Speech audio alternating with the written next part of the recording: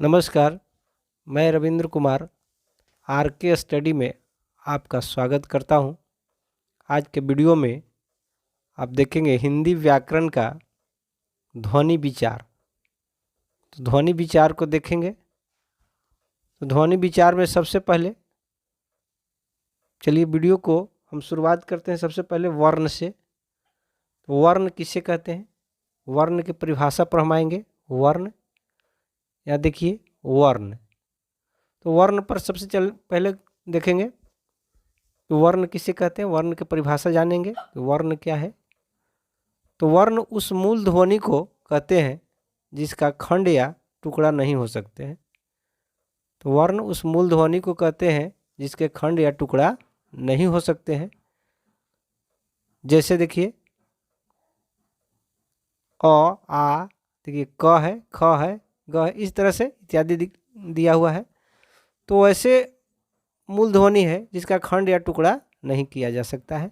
तो स्वर वर्ण में अ, आ, ई सारे वर्ण हैं, और व्यंजन वर्ण में भी व्यंजन वर्ण को भी अगर देखें तो कवर्ग, चवर्ग, टवर्ग, पवर्ग, ये सब वर्ण ही है जिसका खंड या टुकड़ा नहीं किया जा सकते। तो परिभाषा याद रखेंगे कि वर्ण उस मूल ध्वनि को कहते हैं जिसके खंड या टुकड़ा नहीं हो सकते हैं।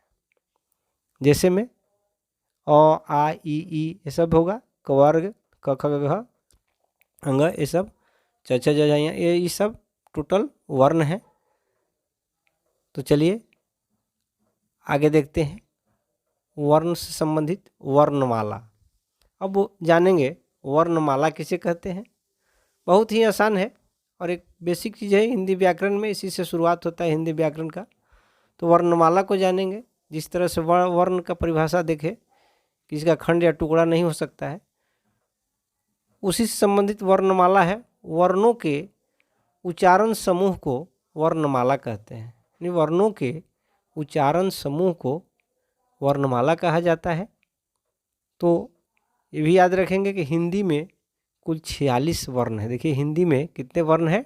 46 वर्ण। याद रखिएगा, बहुत सारे प्रतियोगिता परीक्षाओं में या फिर मैट्रिक के परीक्षार्थी हो या इंटर के परीक्षार्थी हो, हिंदी व्याकरण जहाँ पूछा जाता है वो वर्णमाला से संबंधित अक्सर पूछ दिए जाते हैं कि हिंदी में कुल कितने वर्ण हैं। तो 46 वर्ण याद रखेंगे। अब जानते हैं वर्ण कितने प्रकार के होते हैं। चलिए देखिए, यहाँ वर्ण 2 प्रकार के होते हैं। वर्ण के प्रकार देखेंगे तो वर्ण 2 प्रकार के होते हैं। पहला स्वर वर्ण और व्यंजन वर्ण। तो याद रखेंगे कि वर्ण कितने प्रकार के होते हैं? 2 प्रकार के, स्वर वर्ण और व्यंजन वर्ण। यहाँ देखिए स्वर्ण वर्ण का एक एक करके परिभाषा को देखते हैं। अब देखिए स्वर वर्ण। अब यहाँ देखते हैं स्वर्ण वर्ण। स्वर वर्ण किसे कहा जाता है? स्वर वर्ण के परिभाषा देखिए, जिनका उच्चारण स्वतः होता है। ऐसे वर्ण है जिसका उच्चारण में किसी की सहायता नहीं होती है, स्वतः ही उसका उच्चारण होता है, उसे स्वर वर्ण कहा जाता है। जिनका उच्चारण स्वतः होता है उसे स्वर वर्ण कहा जाता है। तो हिंदी में स्वर वर्ण की संख्या जानते हैं। स्वर वर्ण 11 है। देखिए स्वर वर्ण 11 है। इसमें अ, आ, ई, उ, री, ये सब मिला करके जानते ही हैं कि 11 वर्ण हो जाते हैं जो स्वर वर्ण है, जो बिना किसी के सहायता से इसका उच्चारण होता है। अब स्वर में भी देखिए कई प्रकार हैं। देखिए ह्रस्व स्वर, दीर्घ स्वर और संयुक्त स्वर। तो ह्रस्व स्वर देखिए अ, ई, उ और री, ये 4 हैं, ह्रस्व स्वर है। और दीर्घ स्वर देखिए आ, दीर्घई, दीर्घऊ, ये दीर्घ स्वर है। वहीं संयुक्त स्वर देखिए ए, ऐ, ओ और औ।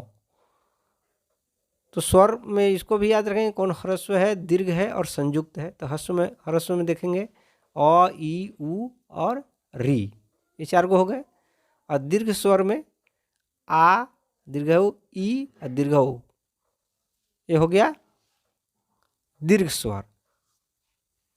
और संयुक्त स्वर ए, ऐ, ओ, औ। तो सब याद रखेंगे कि ह्रस्व स्वर कौन कौन है, दीर्घ स्वर कौन है, संयुक्त स्वर, और ये तीनों मिला करके 11 हो जाते हैं। ये देखिए ह्रस्व स्वर 4 गो हो गया, दीर्घ स्वर 3 हो गए, 4 3 7 हो गए, और संयुक्त स्वर फिर 4 हो गया, यानी 7 4 11। 11 स्वर, यानी हिंदी में 11 स्वर है। तो इसको याद रखेंगे कि स्वर हिंदी में 11 है। टोटल कुल वर्ण हिंदी में 46 है, जिसमें ह्रस्व स्वर 11 है, ह्रस्व 4 है, दीर्घ स्वर 3 है, और संयुक्त स्वर 4 है।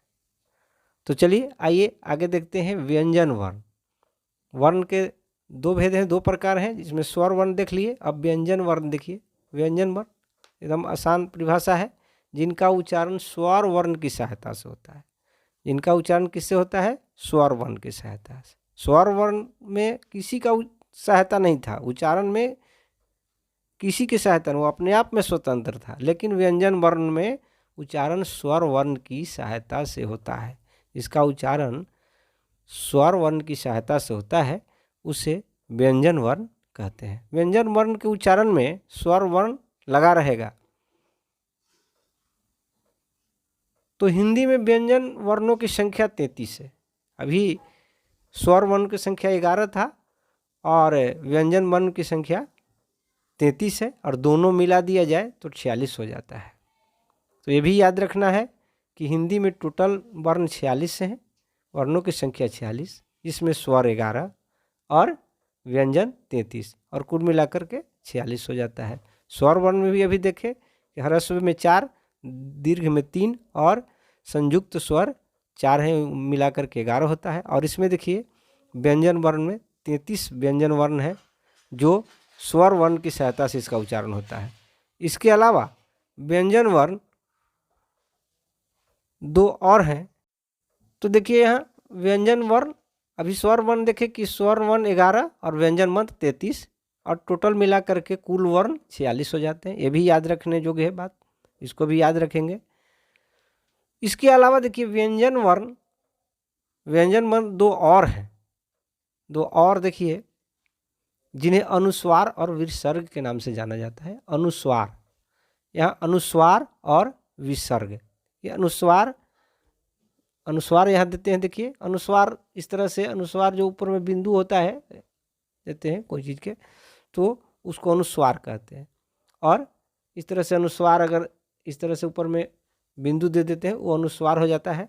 और विसर्ग देखिए, शब्द के साइड में 2 गो बिंदु दे देते हैं, उसको विसर्ग कहते हैं। तो हिंदी में यही है, अनुस्वार ऊपर में बिंदु शब्द के, और इसमें शब्द के अंत में 2 गो साइड में बिंदु अगर रहता है तो उसको विसर्ग कहते हैं। तो अनुस्वार और विसर्ग भी व्यंजन वर्ण के अंतर्गत आते हैं। तो व्यंजन वर्ण को अब, तो यहाँ देखिए व्यंजन वर्ण को 3 श्रेणियों में विभक्त किया गया। कितने श्रेणी में विभक्त किए हैं, 3 श्रेणी। जैसे स्वर वर्ण को 3 श्रेणियों में विभक्त किए थे, उसी तरह से व्यंजन वर्ण को भी 3 श्रेणियों में विभक्त किया गया है। और वो 3 श्रेणी देखिए, स्पर्श व्यंजन। पहला देखिए स्पर्श व्यंजन है। स्पर्श व्यंजन के अंतर्गत कवर्ग, चवर्ग, टवर्ग, तवर्ग तथा पवर्ग। कवर्ग मतलब क ख ग घ अंग, इस तरह से छ छ ज ठ ड ढ, तवर्ग में त थ द ध न, पवर्ग में प प व म, ये सब स्पर्श व्यंजन है। उसी तरह से अंतस्थ व्यंजन में देखिए, अंतस्थ व्यंजन है य र ल व, य र ल व अंतस्थ व्यंजन है। और उष्म व्यंजन देखिए, उष्म व्यंजन तलावे स, मूर्धनी स, दंती स और ह है। तो इसको भी याद रखना है कि व्यंजन वर्ण जो 33 है व्यंजन वर्ण, जिसमें स्पर्श व्यंजन कवर्ग, चवर्ग, टवर्ग, तवर्ग तथा पवर्ग है। और कवर्ग जानिए कि क ख ग घ ङ छ छ ज झ, चवर्ग, टवर्ग में ट ठ ड ढ न, और तवर्ग में त थ द ध न, और तथा पवर्ग में प फ व म। ये सब कवर्ग, चवर्ग, टवर्ग, तवर्ग तथा पवर्ग, ये स्पर्श व्यंजन है। और अंतस्थ व्यंजन भी याद रखेंगे कि ये 4 हैं, य र ल व। उसी तरह से उष्म व्यंजन तलावे स, मूर्धनी स, दंती स और ह है। तो ये 3 श्रेणियों में व्यंजन वर्ण को विभक्त किया गया है। तो चलिए आगे देखते हैं। वर्णों का उच्चारण स्थान। ये प्रतियोगिता परीक्षाओं के दृष्टि से या भी कोई भी परीक्षाओं के दृष्टि से जिसमें हिंदी व्याकरण पूछता है, उसमें वर्णों के उच्चारण स्थान को बहुत ही महत्वपूर्ण स्थान दिया गया है। बहुत क्वेश्चन इससे आ जाते हैं, प्रश्न आते हैं। तो वर्णों के उच्चारण स्थान को एकदम याद रखना है। तो यहाँ एक देखिए सारणी बनाए हैं, वर्ण और उच्चारण स्थान और उसका नाम देखिए। तो अब यहाँ देखिए वर्ण में हम देखते हैं, देखिए अ, आ और कवर्ग। देखिए यहाँ पर कवर्ग होना चाहिए, गलत लिखा गया है, एक क होना चाहिए, इसका उच्चारण देखिए यहाँ पर क होगा, इसको कवर ग होना चाहिए, सॉरी। देखिए यहाँ कवर्न लिखा गया, गलत लिखा गया, ग होगा, कवर्ग, ग पढ़ेंगे, कवर्ग है, कवर्ग। तो अ, आ और कवर्ग, ह और विसर्ग। तो देखिए अ, आ जो है वो स्वर वर्ण है और कवर्ग व्यंजन वर्ण, ह ये सब व्यंजन वर्ण है।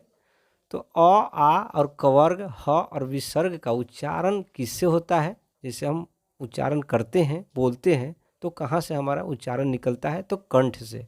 ये याद रखेंगे कि अ और आ और कवर्ग, ह और विसर्ग, इसका उच्चारण कंठ से होता है। उच्चारण स्थान कंठ है, यानी इसका नाम कंठ है, कंठ वर्ण कह सकते हैं इसको। तो यानी कंठ से उसका उच्चारण सीधे सीधे याद रखेंगे कि अ, आ और कवर्ग, यानी कवर्ग मतलब क, ख, ग, घ, ङ, इसका उच्चारण कंठ से होता है। ह का उच्चारण, विसर्ग का उच्चारण कंठ से होता है। तो इसको याद रखेंगे।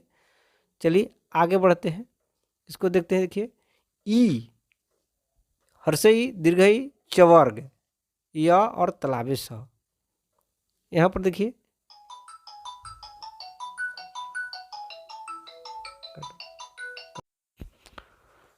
तो यहाँ देखिए ई, हर्षई दीर्घई और चवर्ग, या और तलाबे स। यहाँ देखिए चवर्ग मतलब बता दी है कि चचा जजा यहाँ वाला चवर्ग है, यह है और तलाबे से है। तो ये सब का उच्चारण स्थान कहाँ है? तो उच्चारण स्थान याद रखेंगे तालु से। तालु से एक ही शब्द में याद रखेंगे कि इसका ई, हर्षई दीर्घई चवर्ग, या और तलाबे स का उच्चारण स्थान तालु होगा, तलबे होगा, तालु से होगा।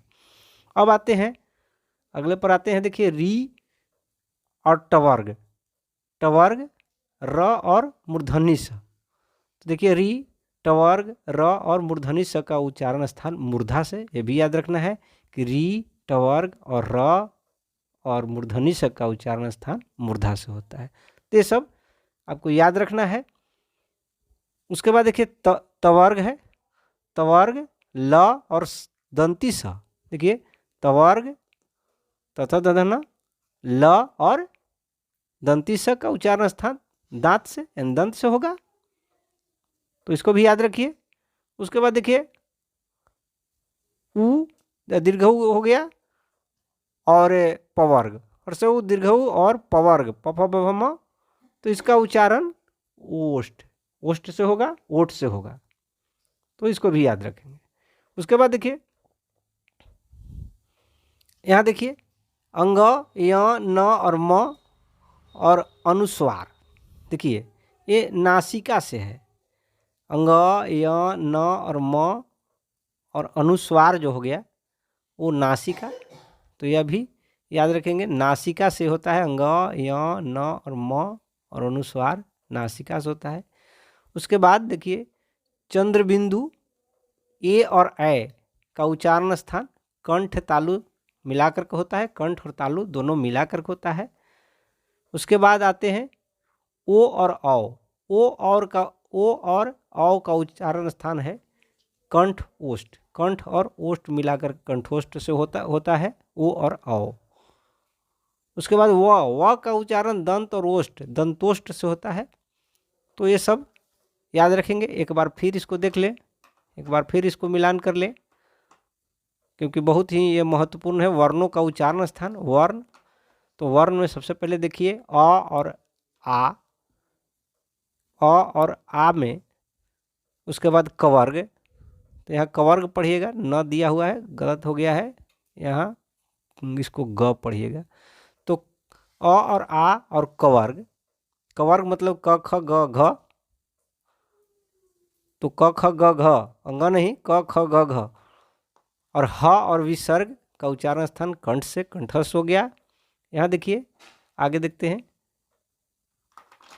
ई हर्षई और दीर्घई और चवर्ग, चवर्ग मतलब च छ ज झ, या नहीं च छ ज झ। उसके बाद य और तालाबे स का उच्चारण तालु से होगा। उसके बाद आते हैं री और टवर्ग, ट ठ ड ढ, न को छोड़ करके, ट ठ ड ढ, टवर्ग न को छोड़ देंगे। और र और मूर्धनी स का उच्चारण स्थान मूर्धा से होगा। उसके बाद आते हैं देखिए तवर्ग, त थ द ध को लेकर के न को यहाँ भी छोड़ देंगे, त थ द ध तक। ल और दंती स का उच्चारण दांत से होता है, दंत से होता है। यहाँ देखिए हर्षऊ दीर्घऊ और पवर्ग, प फ ब भ, म को छोड़ देंगे, प फ ब भ का उच्चारण स्थान होगा ओष्ठ, ओष्ठ से होगा। उसके बाद देखिए यहाँ अंग, य, न और म और अनुस्वार का उच्चारण नासिका से होता है। उसके बाद चंद्र बिंदु और ए और ऐ का उच्चारण कंठ तालु यानी कंठ तालु से होता है। ओ और औ का उच्चारण कंठ से और ओठ मिलाकर होता है, कंठोष्ठ होता है। उसके बाद व का उच्चारण स्थान है दंत और ओष्ठ, दंतोष्ठ। तो ये सब बहुत ही महत्वपूर्ण है, वर्ण में उच्चारण स्थान को याद रखना बहुत ज़रूरी है। तो चलिए वीडियो को हम यहीं पर समाप्त करते हैं। ये हमारा था ध्वनि विचार। आगे पुनः हिंदी व्याकरण में शब्द विचार लेकर के आएंगे। तो वीडियो को हम यहीं पर समाप्त करते हैं। वीडियो अगर अच्छा लग रहा है तो इसे लाइक करें, कमेंट करके बताएं कि वीडियो आपको कैसा लग रहा है। उसको दोस्तों के बीच शेयर करें। हमारे RK स्टडी चैनल पर यदि नए हैं तो इसे सब्सक्राइब करें। वीडियो देखने के लिए आप सबको बहुत बहुत